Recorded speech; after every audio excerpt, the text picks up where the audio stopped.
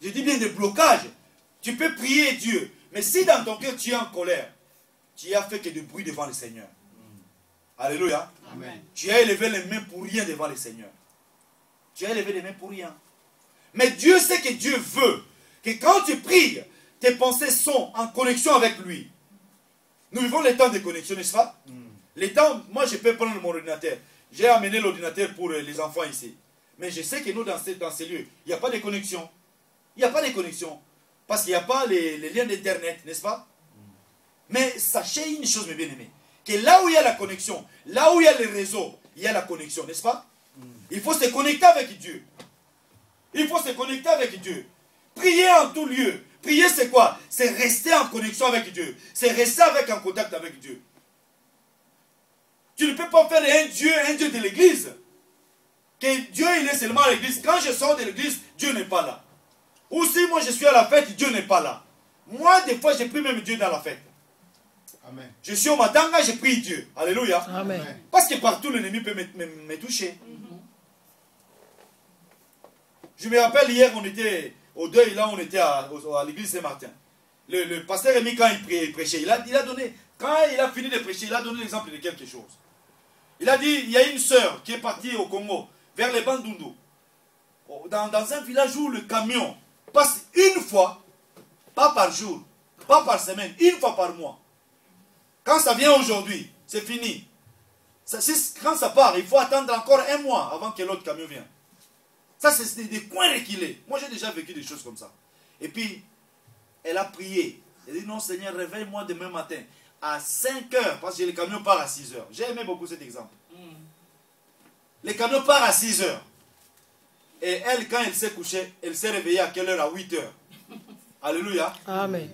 Vous voyez? D'habitude, elle se réveille à 7 heures. Mais ce jour-là, au lieu de se réveiller à 5 heures, même à 7 heures, elle s'est réveillée à 8 heures. 2 heures d'écart. Et dans des cas comme ça, tu sais que non, où on va me licencier. Tu vas faire quoi? Tu vas commencer à pleurer. Et dans des coins comme ça, il n'y a pas d'autres possibilités. Tu restes là, tu vas crever là-bas. Moi, j'ai vécu ça. Tu es quelque part. On est parti à l'évangélisation vers les Bandundu. On a fait les pieds des kilomètres. On a vu des lots bizarres. Si je vous dis ça, moi, je l'ai vécu. On est parti avec un frère, il m'a pris. J'étais jeune dans la foi. Il dit, on y va. On part comme ça. On arrive quelque part, on part le bateau. Déjà, on était sale parce qu'avec les bateaux là-bas au Congo, on descend, on commence à partir à pied pour aller à Noki. Et puis on arrive là quelque part. Il n'y a pas de camion, on va à pied. Hein. Et puis cette soeur-là, qu'est-ce qu'elle a fait? Elle s'est réveillée à 8 heures, le camion est déjà parti. Elle commence à se fâcher, on va me licencier, des choses comme ça. Après quelques temps, le même jour, après quelques heures, elle apprend que le camion a fait quoi? Est tombé dans le ravin. Profond ravin. C'est pas comme ici, il y a le pont. Hein. Vous voyez le pont c'est... Qu'est-ce que je peux dire? Ici en Suisse, il n'y a pas beaucoup. Mais vers la France, vous voyez, tu passes vers le pont, tu ne vois rien du tout. C'est comme vers le pont de... là où les gens vont se suicider là-bas. Pont-Bessières. Pont-Bessières. Si tu regardes comme ça, c'est là au fond. Mais imaginez, là, c'est pas le pont, c'est la montagne. Et il apprend que les camions est tombé dans les ravins, là au fond. Et il n'y a aucun survivant. Et tout le monde, et les biens, et les animaux, et tous ceux qui étaient dans les camions, décédés, partis. Et c'est le moment où elle prend conscience, elle commence à adorer Dieu. Il dit, Seigneur, merci. Seigneur, merci, mais avant, tu t'es fâché. Alléluia. Amen. Parce que notre volonté n'est pas la volonté de Dieu. Amen. Alléluia. Amen. C'est pourquoi quand tu pries, laisse-toi, abandonne-toi, laisse-toi diriger par le Seigneur. Des fois, nous mettons notre volonté. Nous mettons notre sentiment avant. Et puis quand nous nous laissons comme ça, même dans les mariages, c'est la même chose. Beaucoup tombent dans des choses qui ne plaisent pas au Seigneur parce qu'il a mis ses sentiments avant. Tu as suivi peut-être la beauté. Quand tu suis la beauté, arrivé dans les mariages, ça ne marche pas. Et puis tu tombes dans le piège de n'importe quoi. Vous voyez? Ou tu cherches le travail au lieu de dépendre de Dieu. Toi tu fais, non moi je fais ça, je fais ça. Quand tu fais ça, Dieu ne fait pas. Quand tu entres dedans, première chose à faire, tu commences à être irrégulier à l'église. Et puis quand le fait de ne pas écouter beaucoup la parole de Dieu, ça t'affaiblit. Et puis quand le travail t'occupe beaucoup, ça t'affaiblit aussi. Quand ça t'affaiblit, tu ne vas plus lire la parole, tu ne vas plus prier. Et c'est pourquoi il faut dépendre du Seigneur. Dépendre du Seigneur, c'est prier. Invoquer Dieu, Seigneur, je veux faire ta volonté. Faire la volonté, c'est bien, mais c'est difficile à comprendre ça. Alléluia. C'est difficile à comprendre ça. Que tout homme prie en tout lieu, mais avec élever les mains pures. Parce que nous pouvons prier, mais avec des mains sales. Quand nous prions avec des mains sales, il n'y a pas la protection. Il n'y a pas même la bénédiction. Les dimanches passés, je vous ai donné l'exemple de ces trois compagnons de Daniel. Ils se sont retrouvés dans le feu. Alléluia. Amen. La Bible dit le feu ne va rien vous faire quelque chose. Mais ils se sont retrouvés dans le feu. N'est-ce pas? On les a jetés. Les soldats qui les ont jetés, ils sont morts. Mais les trois personnes qui sont tombées dedans, ils se sont retrouvés 4. Pourquoi? Parce qu'ils marchaient avec le Seigneur. Quand toi tu marches avec le Seigneur, même si nous on ne voit pas, Dieu sait que je suis avec telle personne. Amen. Dieu sait que je suis avec toi. Le roi n'avait pas vu que non, comme David il marche avec le Seigneur. Le roi n'avait pas vu ça. Mais le roi a vu ça dans le feu. Quand là où il était assis. Mais avant dehors, il regarde comme ça, il voit Gladys seul. Mais quand il prend Gladys, il met Gladys dans les situations difficiles, c'est là où il va voir que non, Gladys marche avec le Seigneur.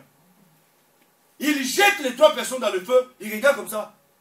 Mais dehors, ils étaient 3. Mais comment dedans, ils sont 4? Alléluia. Amen. C'est comme ça, peuple de Dieu. Des fois, il faut passer par le feu pour voir que non, oui, Dieu, il est avec moi. Oui, le Seigneur est avec moi. Passer des temps, des moments difficiles. Peut-être tu es malade, tu cries, tu fais des... Mais Dieu, il est avec toi. Alléluia. Amen. Je vous donne l'exemple, c'est que je vous ai parlé de l'exemple de Moïse. Dans le livre d'Exode. Ça, je donne toujours. Exode 17.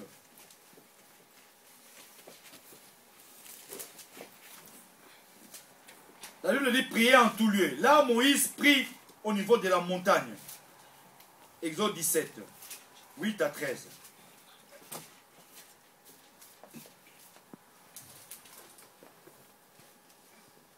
David? Je lis la parole du Seigneur, Exode 17, 8 à 13. Les Amalécites viennent attaquer les Israélites à Réphidim. Moïse dit à Josué, choisis des hommes pour nous défendre, puis va te battre contre les Amalécites. Demain, je serai en haut de la colline et je tiendrai le bâton de Dieu à la main. Josué part se battre contre les Amalécites comme Moïse l'a commandé. Pendant ce temps, Moïse, Aaron et Our montent sur la colline. Quand Moïse lève son bras, les Israélites sont les plus forts. Mais quand il le laisse retomber, les Amalécites sont les plus forts. Les bras de Moïse deviennent lourds de fatigue. Alors Aaron et Our prennent une pierre et ils la placent sous lui. Moïse s'assoit dessus. Aaron et Our, un de chaque côté, lui tiennent les bras. Ainsi, Moïse garde les bras levés jusqu'au coucher du soleil. Et Josué est vainqueur des Amalécites en les frappant avec l'épée. Le Seigneur dit à Moïse, mets tout cela par écrit dans un livre pour qu'on s'en souvienne. Va dire à Josué que je vais détruire les Amalécites. Alors, personne sur la terre ne se souviendra d'eux.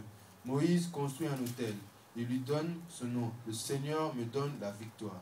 Et il dit, puisque les Amalécites ont osé se dresser contre le siège du Seigneur, le Seigneur leur fera toujours la guerre. Alléluia. J'aime beaucoup cette parole. Lis un peu le verset 14. L'Éternel dit quoi à Moïse? Écoutez. Le Seigneur dit à Moïse, mets tout cela par écrit dans un livre pour qu'on s'en souvienne. Pour qu'on s'en souvienne. Après? Va dire à Josué que je vais détruire les Amalécites.